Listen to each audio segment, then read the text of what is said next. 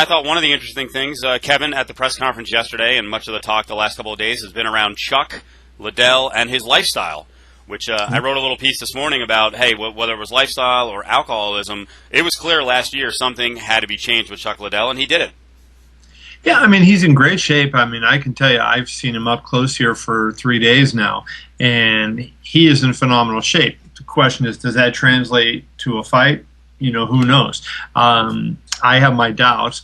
If you told me, hey, it's going to be Chuck Liddell, he's recovered, I'd pick him to win the fight. But, I have my doubts whether he is, even though he's in great shape, he's still in fighting shape. That's a question.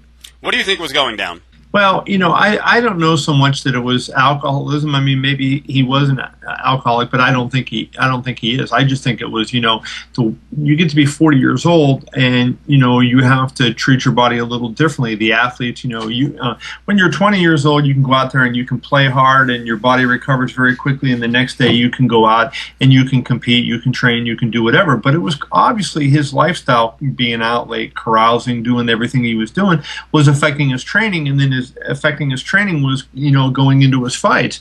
So, and Chuck fights a very tough style, where he takes a lot of punches. One of the strengths of his career, and I wrote about this in my column on Yahoo Sports, Steve, was his chin. You would hit Chuck on the chin, and he would kind of smile and keep coming forward.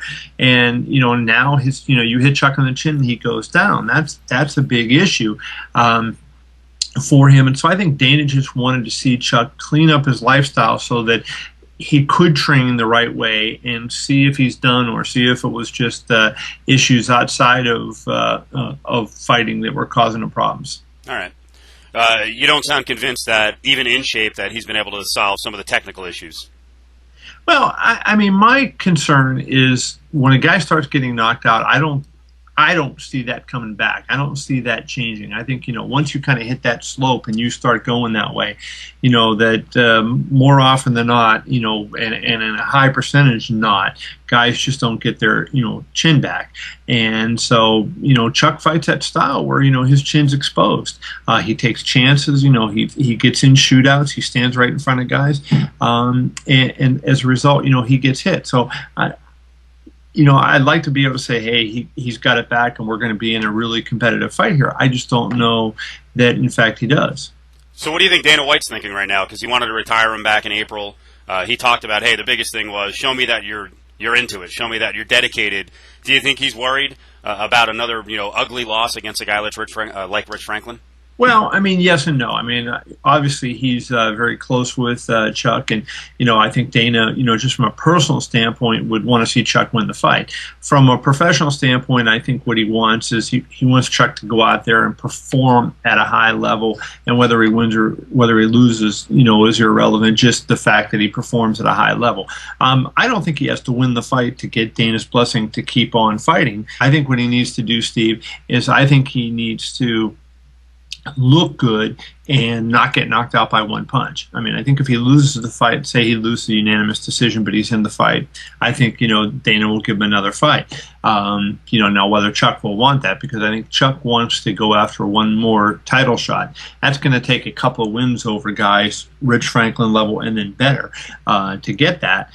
If Chuck loses a decision in this fight, it'll make it even a longer way back, and whether he'd want to go through that, who knows. But I don't think Dana would retire him if he loses the decision. If he gets knocked out, no question, Dana's not going to allow him to fight in the UFC anymore. Can you get a feel for how the fans feel about Chuck Liddell? Does he still have star power? Do people still believe in him? Obviously, the event did well selling out because it's the first-time event in Vancouver, but is there still the sizzle with Liddell? I think right now the guy standing alone as the big star is Brock Lesnar. I don't think there's any question that he's the number one man. But, you look at Chuck and GSP, I think, are right there at the next level as the most popular guys. And, it's more like, 1A and 1B. And Chuck is still there, and I saw it around town. I saw it with people, the way they react to him. I mean, the cluster that was around him in the media the other day. He's still a big name, big celebrity in this sport. And I'll tell you personally, last April, sitting in front of Dana when he was very emotional and said, hey, that's it, Chuck's retired after the loss in Montreal, I kind of knew he was coming back simply because I don't think it's fair to tell a guy when he has to walk away. I think he gets to go out on his own terms. And Dana even pointed it out during the press conference yesterday. This was one of the guys who would be on the road, back in 01 and 02 and 03, when no one cared about the sport. So he is owed at least this one last opportunity to do it right and try to go out with a win. See, I disagree with that statement, Steve. And the reason I do is this isn't like baseball where you can go out and, make a tour and, if you're Babe Ruth at your last year and you hit 230 or something, but you say goodbye to your fans. I mean, this is a different thing because guys can get hurt doing this. And so I think, I don't think you take a chance to say, well, he's owed anything. If you really feel that he's at risk, at a greater risk, all the fighters are at risk.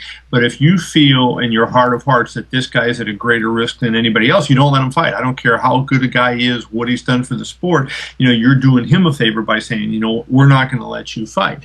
That I think is what they have to keep in mind, not only with Chuck, but with everybody. So do you think Dana has a little lack of objectivity here and that he's been kind of swindled into giving him one more fight?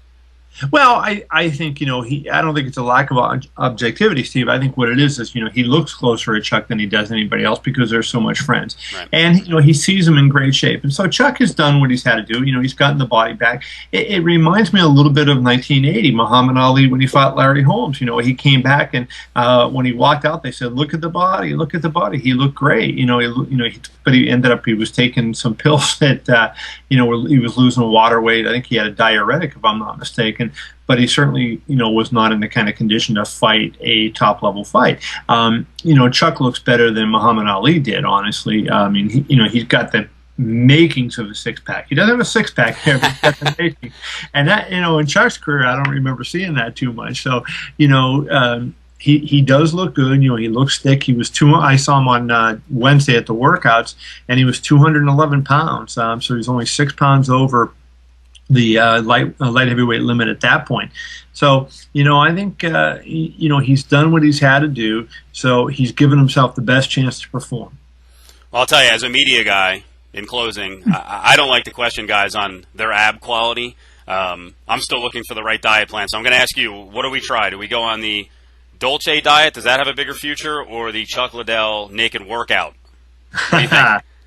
I asked Chuck, I said, what was harder, coming back after getting knocked out or doing a naked workout video? So he said the naked workout video was easy. So I assumed it was. Thanks, Kevin. Thank you, Steve.